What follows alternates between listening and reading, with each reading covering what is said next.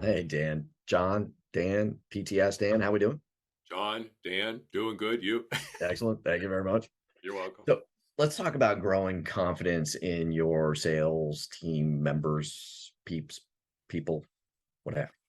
So one of the things that I learned early on as I started coaching people, not just myself in my own little world, and it started to develop, was I was really good at delivering criticism, and I was really bad at everything else.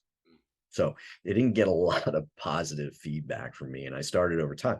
I need to be more conscious of, hey, success breeds confidence, and it can be small success, and recognize the success, address the critique and the opportunities to improve, but don't ignore the success. Don't ignore the milestones.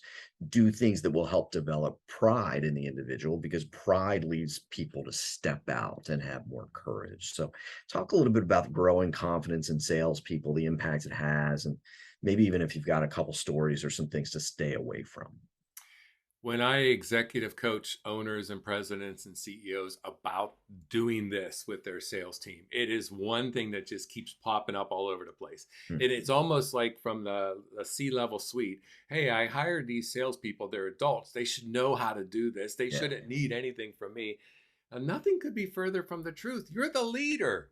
You're the head honcho. Everybody in your company, from the ground floor up to the CFO and the COO, are looking at you and depending on you. So there's a couple things here. Number one, have one-on-one meetings with them and say, what do you need from me to build trust between us? Yep. I can't tell you how many salespeople do not trust their business owner or do not trust their manager. And so we have to start by building that. Second, ask the salesperson, how do you want to be managed? Now, when we ask that question, we have to be very careful because a lot of times they usually go with the area of least resistance. Well, stay Yeah. out of my hair and I'll Yeah. just do it, right? Yeah. But that's not what we're talking about. We're talking about, I'm going to require things from you.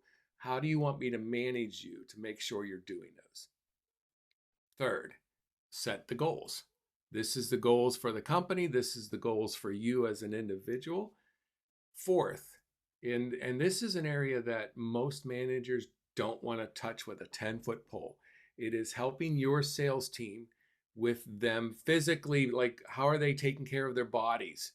How are they exercising and eating and sleeping and Yep. really helping them with that? What are they doing to improve their minds? What are they listening to? What are they reading? What are they thinking about? And how are they calming themselves down and making sure that they stay anchored when life throws curveballs. And then the last thing to really help build confidence is actually give them behaviors that they need and are required to do. That Yeah. makes people feel good about themselves. Yep. Yep. Yeah, I think a couple interesting things there. One, that mental and physical wellness, I think it's talked about, but behind the scenes, not with the person. And there's not enough direct communication on those things. It's usually two people off to the side discussing somebody else. Mm-hmm.